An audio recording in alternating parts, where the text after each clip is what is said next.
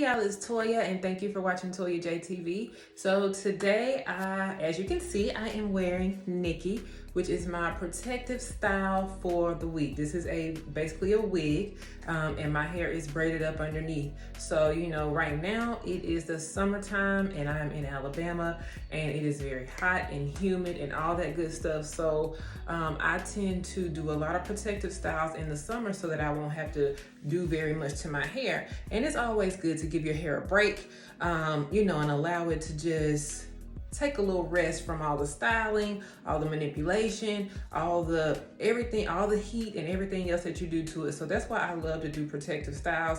Protective styles also help me to stretch my relaxer.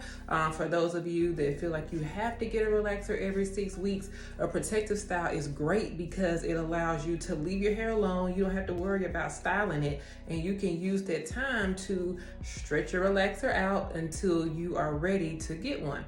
So anyway, when you are wearing protective styles, I do want to remind you that you still have to take care of your hair underneath, because that's what helps it to grow even faster, what helps it to stay healthy even while it's in the protective style. You don't want to have to wear wigs. You want to be able to wear wigs and braids and all that as an option. You don't want that to be, you have to because you don't like how your hair looks without them. You know, so I want your real hair to be your main priority, because having healthy hair, I mean, it helps your confidence. Let's just be honest. It helps your confidence and all that when you can wear your real hair. Just think about it. When your hair is not done, you don't want to go anywhere. You don't want to be seen, none of that. But when your hair is looking good, baby, you find anywhere and somewhere you have to go, whether it's walking to your mailbox, whether it's walking anywhere, you find somewhere to go and your hair is looking cute, right? So I want you, my goal is for you to be able to wear your real hair, or,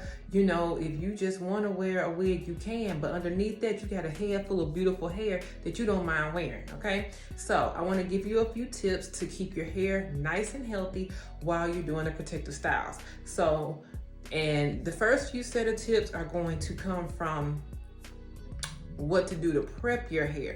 So you always want to, even though you're getting braids, even though you're getting a wig, you still want to go all out with preparation. And what I mean by that is, the first thing I would suggest is to clarify. So when you clarify your hair, you're removing all dirt, oil, debris, buildup, anything that's on your hair, and you're thoroughly cleansing your scalp. So anything that's on your hair, that deep cleansing clarifying shampoo will remove all of that, and that way your hair is like, it's like a clean slate, okay? So when you do get your braids and all that, you won't have all that extra on your hair, weighing it down, causing it to become dry, and dry hair leads to breakage, brittleness, damage. So you want your hair to start with a clean slate. And of course, I recommend the BioJones Extreme Clean Shampoo because it's sulfate free and it's gonna thoroughly cleanse your hair. The reason why you don't want sulfates is because sulfates, they can strip your hair. They strip your hair of its natural things that it has going on. I try not to like get too technical on the terms with y'all, but basically sulfates strip your hair, okay? And so you want to use a sulfate-free shampoo. Sulfates are great for like your dishes. You find a lot of sulfates in dishwashing liquid,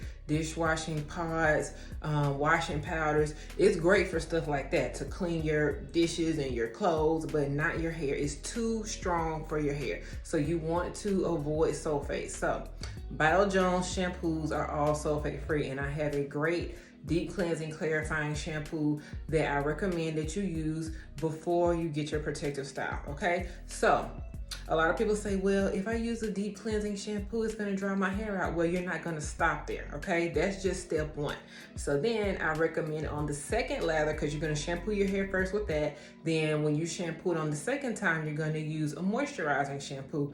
And of course, I'm gonna recommend BioJones Extreme Moisture Shampoo, because at that point, you're gonna start layering the moisture in your hair. So you're gonna use the moisturizing shampoo. Now mind you, the shampoo is still cleaning your hair, but it's not like the deep cleansing one. It's gonna start adding that moisture back inside because it has silk and all that kind of stuff in it to soften that hair back up. Then you want to deep condition your hair. So I recommend deep conditioning. You can alternate between deep conditioning and protein. So I would say, you know, try to do protein at least once a month. If you've already done your protein treatment for the month, then you're going to do your moisturizing treatment, okay? So if you're on the moisturizing treatment, you're going to use you can use the moisturizing treatment of your choice. But if you ask me, what do I use? I'm gonna say, you're gonna use the Bio Jones Intense Moisturizing Treatment, okay? So what that's gonna do is that's gonna infuse your hair with a lot of moisture, all right? So you've already done the shampoo, you did the moisturizing shampoo after that, and then you're gonna do the deep conditioning. You're gonna sit under the dryer for at least 30 minutes, 30 to 45 minutes with the conditioner on your hair, okay? Then after you rinse that out, then you're gonna add another layer of moisture, which is the leave-in conditioner. I prefer the liquid leave-in conditioners because they're not as heavy. They're not heavy at all. And when you spray them on, if you're using the spray one, then you're just gonna make sure you comb it all the way through. Of course, I recommend the Bio Jones leave-in conditioner, and you're gonna spray that all throughout the hair generously. Make sure you get the ends as well, because the ends are the oldest part of your hair, and the ends need a lot of love and a lot of attention, because that's what's gonna help your hair to look longer. If you can keep your ends looking good, then as your hair grows from the root, you don't have to cut as much from the ends, and you're gonna see more length. Okay, so make sure, and also when you're doing your deep conditioning treatments, you want to also make sure that you're paying close attention to the ends as well. A lot of people just put conditioner on the roots because they think their hair is not growing. Your hair is growing, but your ends need to be moisturized also, okay? Moving on, so you see we're layering moisture. We're adding layers of moisture. You would think you would stop at the deep conditioning, but we're gonna continue after that with the leave-in conditioner. Then you're gonna add another layer of moisture. I like to use a moisture cream. The Bio Jones Satin Moisture Cream is fantastic. And what you're gonna do is, it's a daily moisturizer. So what you're gonna do is just take a little bit of that, and then you're gonna put that on your hair, okay? So let me back up. After you do the leave-in conditioner, then you want to go ahead and blow dry your hair, okay? You can either blow dry or sit up under a hooded dryer, it doesn't matter. After your hair is dry, then you want to add a little bit of the Satin Moisture Cream, okay? So the Satin Moisture Cream, again, it's just, and you don't need a lot, because you know when you're getting your hair braided or anything like that, they don't want a lot of product on your hair. So what I'm telling you to use these things, the deep conditioning treatment, you can use that generously.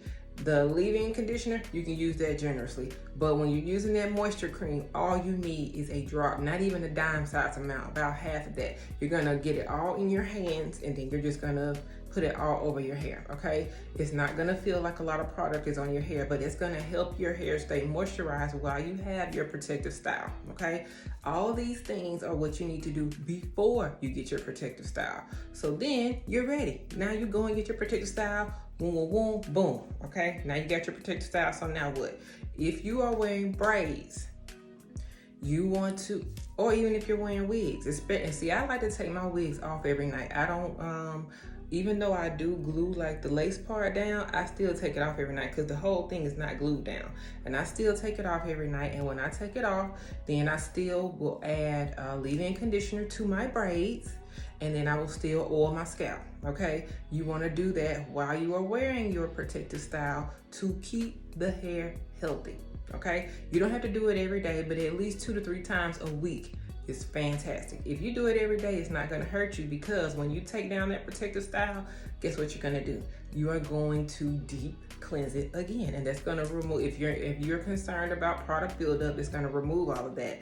And also, if you are wearing braids, you can be shampooing your braids every 2 weeks. That will make sure you don't have any buildup on your hair or on your scalp. You don't want to get braids and just not do anything to your hair. I always recommend spraying with leave-in conditioner and oiling your scalp, okay? And then I also recommend shampooing it every 2 weeks, okay? Because think about it, most people wear braids for at least 2 to 3 months. You don't want to not shampoo your hair for 2 to 3 months. That's a long time, all right? So you can still, and I have a braid and extension collection that is great for shampooing your braids and spraying your scalp, keeping your scalp nice. So all of these things will help you to prep your hair for, and not only prep it, but keep it healthy while you're wearing your protective style. So all that you're doing, and you have to be consistent with it. Don't just do it 1 or 2 times, be consistent with it every single time. And then what you'll notice is that your hair, you're gonna notice it, when you take it down, there'll be less shedding. You won't have a lot of breakage.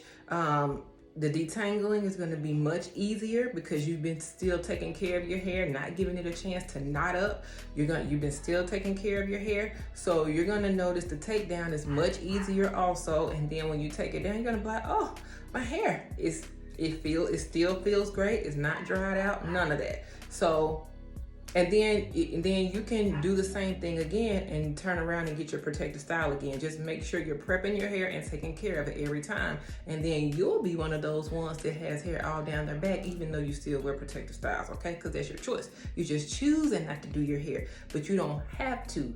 You're not in a chokehold with the protective styling because you hate your hair. You're doing it because it's just easier and less maintenance for you, all right? So I hope this video helped you guys.